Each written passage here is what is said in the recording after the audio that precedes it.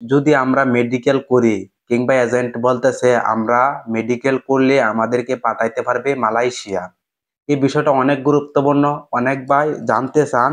আবার আরেকটি বিষয়, ইউপি কোম্পানি কবে লাগাত লোক নিবে বাংলাদেশ থেকে? প্রথমে আমি বলবো, যারা জানুয়ারি মাসে 30 তারিখে 25 তারিখে মেডিকেল করতে চাচ্ছেন, যেরকম ফেব্রুয়ারি মাসের 1 তারিখে 2 তারিখে মেডিকেল করবেন, তারাও কি আসতে পারবেন? দেখেন ভাই, অসংখ্য মানুষ মেডিকেল করে রাখছে, তারা কিন্তু আসতে পারেন নাই দীর্ঘতি কাজের অবস্থায়। এখন মন্ত্রণালয় 2 মাসের সময় বাড়ানো হয়েছে। যেই ভাইগুলো মেডিকেল করে রাখছে, কলিং আসে নাই, ই ভিসা আসে নাই, কেউ কলিং হয়েছে ই ভিসা আসে নাই, ওইসব মানুষকে যেন পাঠাইতে পারে এই 2 মাসের ভিতরে। 15ই মার্চের আগে কিন্তু সবকিছু কাগজপত্র কমপ্লিট করতে হবে, এগুলো জানতে হবে। এখন যারা বলেন ভাই নতুন মেডিকেল করে কি যাইতে পারবো, দেখেন ভাই 2 মাস সময় বাড়ানো হয়েছে, পরে যদি সময় না বাড়ায় পরে কি আসতে পারবেন? আর আমার জানা মতে অনেক ভাই মেডিকেল করে রাখছে, টাকা পয়সা জমা দিয়ে রাখছে, তারাই না আগে আসুক, এরপরে আমরা দেখি। আর মালয়েশিয়ার অনেক সাইডে কর্মীর দরকার, প্লান্টেশন খাতে, রেস্টুরেন্ট খাতে অনেক কর্মীর দরকার। আমার চ্যানেলে একটা ভিডিও দিয়েছি, ওই ভিডিওটা দেখবেন আশা করি। আর যারা বলেন ইউপি কোম্পানি কিংবা আরো অনেক কোম্পানিতে লোক কবে নেবে কর্মী রেস্টুরেন্টে, দেখেন যে সময় মন্ত্রণালয় থেকে অনেক ঘোষণা দিবে যে সব সেক্টরে কর্মী নিতেছে মালয়েশিয়ায়, সে সময় কিন্তু আমরা শিওর হব যে এমুক কোম্পানিতে, এমিক ফ্যাক্টরিতে কর্মী নিতেছে বাংলাদেশ থেকে, কলিং সব সেক্টরে চালু হয়েছে।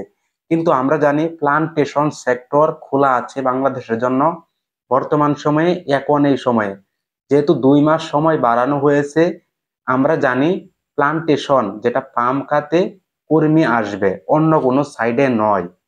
আর নতুন যারা মেডিকেল করবেন অবশ্যই হিসাব করবেন, যাচাই বাছাই করবেন, আপনার এজেন্টের সাথে ভালো করে বুঝে শুনে এরপরে ভাই পাসপোর্টটা জমা দিবেন মেডিকেল করলে।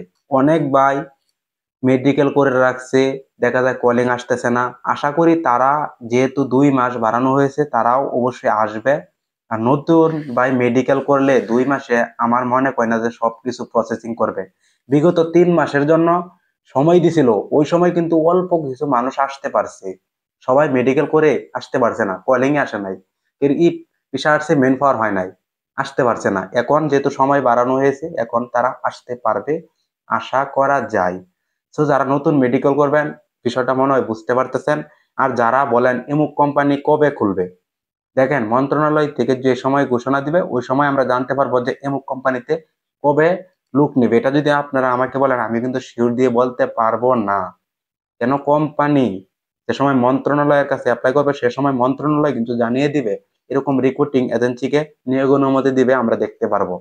এখন পর্যন্ত অনেক প্লান্টেশন কোম্পানি কিন্তু অনেক এজেন্সিকে নিয়োগ অনুমতি দিয়েছে। আপনারা নিয়োগ অনুমতির ফর্মে ওই এজেন্সির নাম বা কোম্পানির নাম সবকিছু ডকুমেন্ট পেয়ে যাবেন। কবে থেকে নতুনদের জন্য পুরোদমে ভিসা চালু হবে বিস্তারিত ভাই জানাবেন? এই বিষয়টা অনেক গুরুত্বপূর্ণ। কবে থেকে নতুনদের জন্য পুরোদমে ও ভিসা চালু করবে মালয়েশিয়া? দেখেন আমি কিন্তু বলেছি যে মন্ত্রণালয় থেকে যে সময় ঘোষণা দিবে যে সব সেক্টরে নতুনদের জন্য কলিং চালু হয়ে গেছে, কলিং ভিসা তো চালু আছে প্লান্টেশন সেক্টর, কিন্তু সব সেক্টর চালু নয়। সো কমেন্টের উত্তর কিন্তু এটাই, যে সময় মন্ত্রণালয় থেকে ঘোষণা দিবে সে সময় কিন্তু জানতে পারবো সব সেক্টরে মালয়েশিয়া কর্মী নেবে। এখন আমরা বলতে পারতেছি না। ভাই থাকা খাওয়ার জায়গাটা একটু দয়া করে দেখাবেন, কেমন পরিবেশ দেখতে চাই। ধন্যবাদ, আপনার ভিডিও ভালো লাগে আমি দেখি। যারা আমাকে বলেন আমরা খাওয়া দাওয়ার পরিবেশটা কেমন, দেখেন আমরা তো রুমে থাকি কোম্পানিতে, আমাদের বাসাতে কিন্তু আমরা খাবার দাবার খেয়ে থাকি। আর আমরা রুমেই রান্না করে খাই। যেরকম আমরা যেখানে থাকি রান্না করার, পাক করার ঘর আছে, থাকার ঘর আছে। আমি যে ভিডিওটা যেখান থেকে শুট করতেছি এখানে কিন্তু আমি থাকি এই রুমে, বাহিরে বারিন্দা আছে, পাক করার পাক ঘর আছে। আমরা কিন্তু রুমে খাবার দাবার খেয়ে পরে বাগানে কাজ করতে যাই। আবার অনেক কোম্পানিতে দেখা যায় খাবার, সকালের খাবার বাগানে নিয়ে যায়, দুপুরের খাবার রুমে খাই, রাত্রে খাবার বাসায় খাই। পাসপোর্ট জমা দিয়েছি ডিসেম্বরের 17 তারিখে, মেডিকেল হয়নি। 2 মাসের মধ্যে মেডিকেল করে কি কাগজপত্র ওকে, মালয়েশিয়া যেতে পারবো? দোয়া করবেন ভাই। যেহেতু 17 তারিখে পাসপোর্ট জমা দিছেন, মেডিকেল করেছেন, আমার মনে হয় না যে 2 মাসে ভাই সবকিছু কমপ্লিট করে ফেলবে। কেন, অনেক ভাই মেডিকেল করে রাখছে, তাদের কলিং আসতেছে আসতেছে না, তারা আশা করি আসতে পারবে, যেহেতু তা আরো 2 মাস সময় বাড়ানো হয়েছে। পরবর্তীতে যদি সময় না বাড়ায়, পরে কিন্তু অনেক ভাই বিগত 18,000 কর্মীর মতে আটকে যাবে।